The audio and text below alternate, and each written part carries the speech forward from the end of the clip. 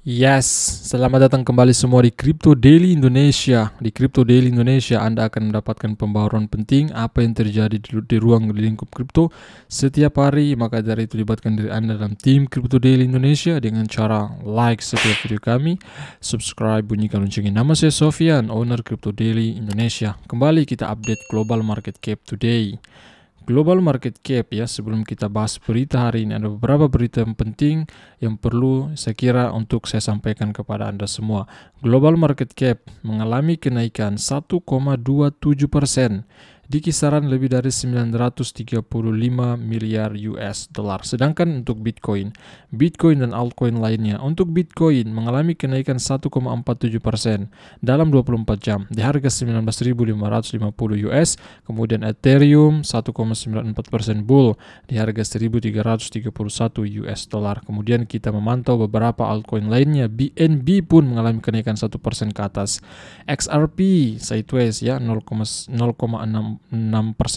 Kemudian Cardano juga sideways, normal saja di sini. Kemudian Solana sedikit naik 3,50%. Kemudian Dogecoin 1,73%. Polygon Matic mengalami kenaikan 5,97% ya. Sebentar, ada berita juga tentang Polygon Matic. Nah, mungkin itu salah satu penyebab kenapa Polygon Matic mengalami kenaikan. Kemudian Polkadot, mohon maaf ya, bukan Polygon Matic tetapi Polkadot.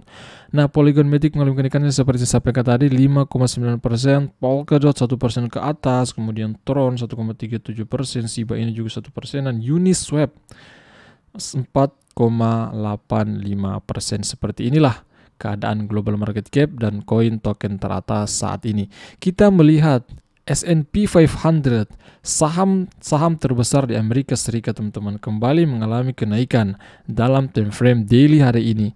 Untuk Apple mengalami kenaikan 2,91%, kemudian Tesla 7%, wow, lumayan tinggi nih ya teman-teman. Tesla, Microsoft 3,92%, Google ya 3% ke atas pula, kemudian Amazon 6%-an, Meta, kemudian Visa dan beberapa perusahaan besar lainnya. Saat ini kita melihat kebanyakan saham di S&P 500 ini mengalami kenaikan yang lumayan tinggi. Nah, pada berita kali ini ada beberapa informasi yang perlu saya sampaikan kepada kalian dari Polkadot, kemudian XRP, kemudian juga dari FTX, teman-teman, melanggar hukum, dikabarkan dia melanggar hukum, dan beberapa informasi lainnya. Kita akan mulai kepada Polkadot.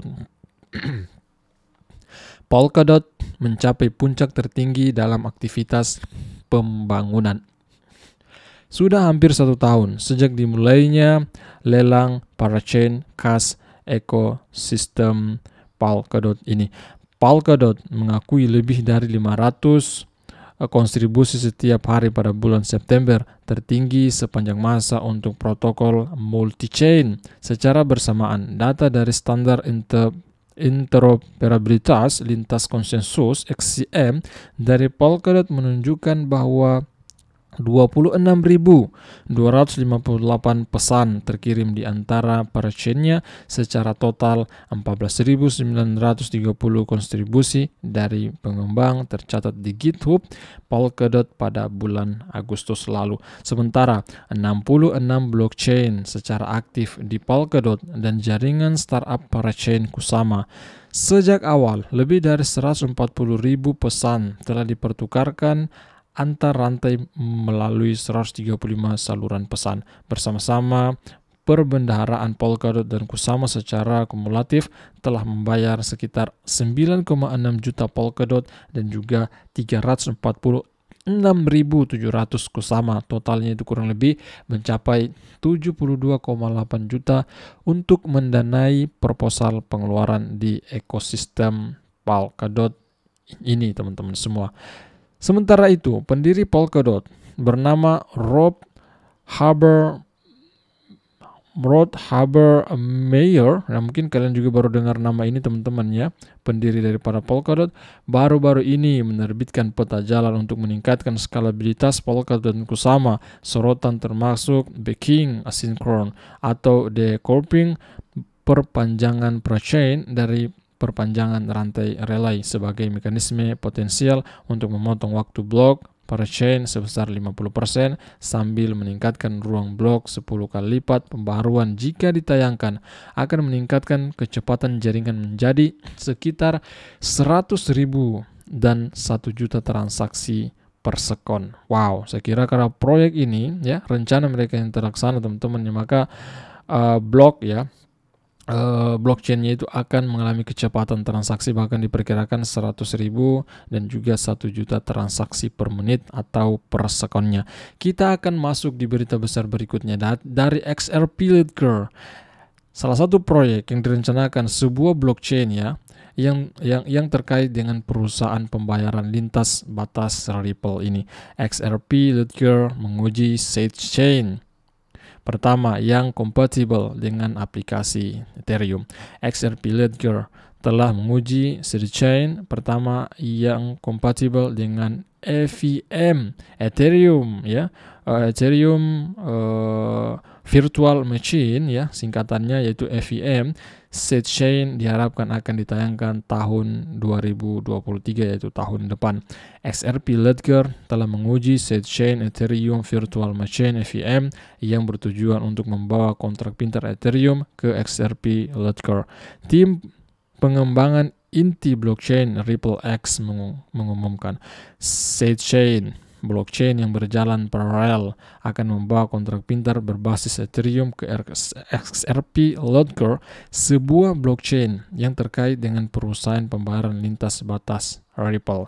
Sidechain telah dikembangkan oleh perusahaan bernama, jadi sidechain ini dikembangkan oleh perusahaan yang bernama Peersheet ya, dan masih dalam tahap pengembangan pertama saat ini. Nah, inilah proyek baru ya, XRP Ledger, sebuah blockchain yang terkait dengan perusahaan pembayaran lintas batas Ripple teman-temannya, yaitu foundernya Grant Gerlinghaus.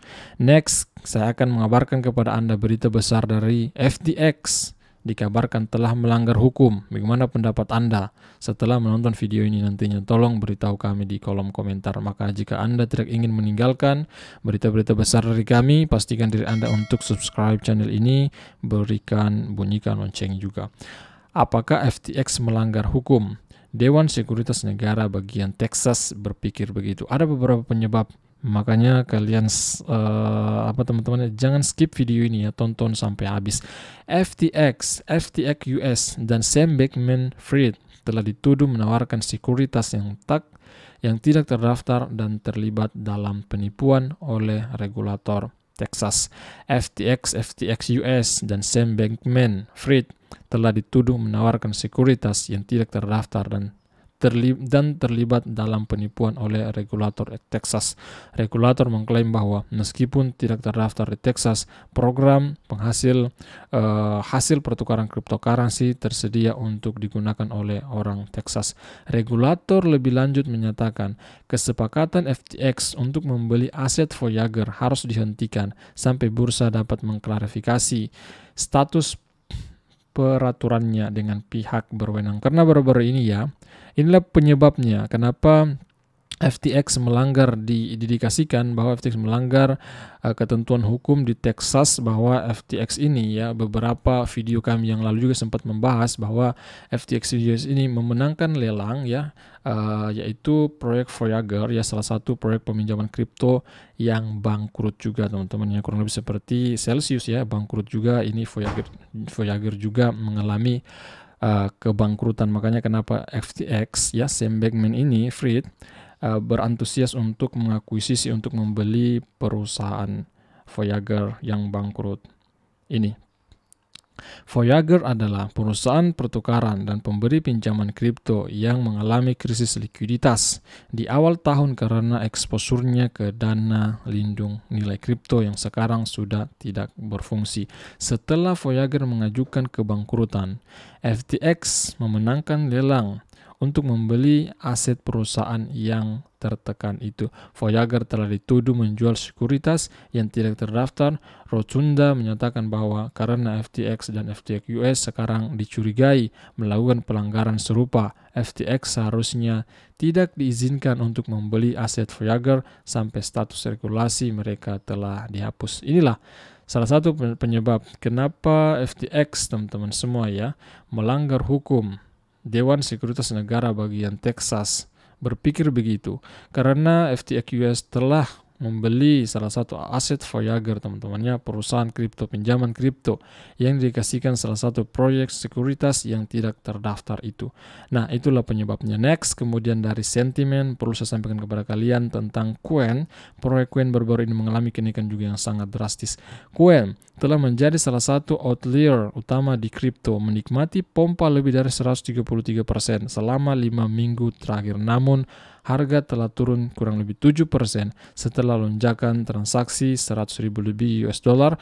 Paus KNT sudah menunjukkan tanda-tanda kembali ke bursa sejak Kamis lalu itu. Nah, Quen ya teman atau KNT memang beberapa hari terakhir ini sempat juga saya melihat kenaikan lonjakan yang lumayan tinggi juga, dan sempat juga kami review di beberapa yang lalu tentang penyebab salah satu alasan Quen atau KNT ini mengalami kenaikan yang lumayan drastis. Next, kemudian kita melihat informasi tentang Bitcoin, peluang-peluang yang kita hadapi saat ini. Kita berada di titik support yang sudah saya kira ketika tren kita melihat dalam beberapa tahun terakhir, kita berada dalam posisi pembelian yang yang berpotensi kita mengalami cuan ketika kita melakukan pembelian saat ini, karena siklus saat ini kita berada di titik support terendah. BTC berubah dari 69.000 menjadi 18.700 dan 66,1% BTC tidak bergerak selama lebih dari 1 tahun. Biarkan itu meresap. Kami telah mencapai titik terendah dan kami memiliki dasar yang sangat kuat berdasarkan hodl epic ini di tengah penurunan. Kita beri like. Bagaimana pendapat Anda? Apakah saat ini momentum? Apakah saat ini sudah kita berada di titik support yang terendah? Kalau kita melihat dari tren dalam beberapa tahun terakhir ini, kita melihat juga berita terbaru juga dari Mastercard. Raksasa pembayaran Mastercard bekerja sama dengan Paxos untuk meluncurkan perdagangan kripto untuk bank sambil mempertahankan kepatuhan dan keamanan. Bagi teman-teman yang belum mengikuti Twitter kami, ikuti juga Twitter kami @CryptoDailyID agar Anda mendapatkan juga berita besar dari kami melalui Twitter. Mastercard ketuk Paxos untuk meluncurkan perdagangan kripto untuk bank. Raksasa pembayaran Mastercard bekerja sama dengan Paxos untuk meluncurkan perdagangan kripto untuk bank dengan menjaga kepatuhan dan keamanan. Mastercard berencana mengumumkan program pada hari Senin yang disebut CryptoSource yang akan memudahkan bank untuk lembaga keuangan lainnya untuk menawarkan perdagangan mata uang kripto. Program ini akan bertindak sebagai jembatan antara platform perdagangan kripto Paxos dan bank, kata perusahaan itu. Mastercard juga akan menjaga kepatuhan dan keamanan peraturan dan poin terpenting bagi bank yang ingin terlibat dalam menawarkan layanan perdagangan kripto secara khusus. Paxos akan menangani layanan penitipan dan perdagangan, sementara Mastercard akan mengintegrasikan layanan ini ke antar muka bank. Nah, seperti itulah berita besar hari ini, pembaruan besar apa yang terjadi di ruang di lingkup cryptocurrency yang perlu saya sampaikan kepada Anda semua agar Anda selalu mendapatkan berita besar, pembaruan besar apa yang terjadi di ruang cryptocurrency. Maka dari itu libatkan diri Anda dalam tim Crypto Daily Indonesia dengan cara smash tombol like, subscribe, bunyikan loncengnya. Nama saya Sofyan, owner Crypto Daily Indonesia. Jangan lupa ikuti Twitter kami @CryptoDailyID, cek di description video ini. Oke, mungkin dulu ya. See you, bye bye.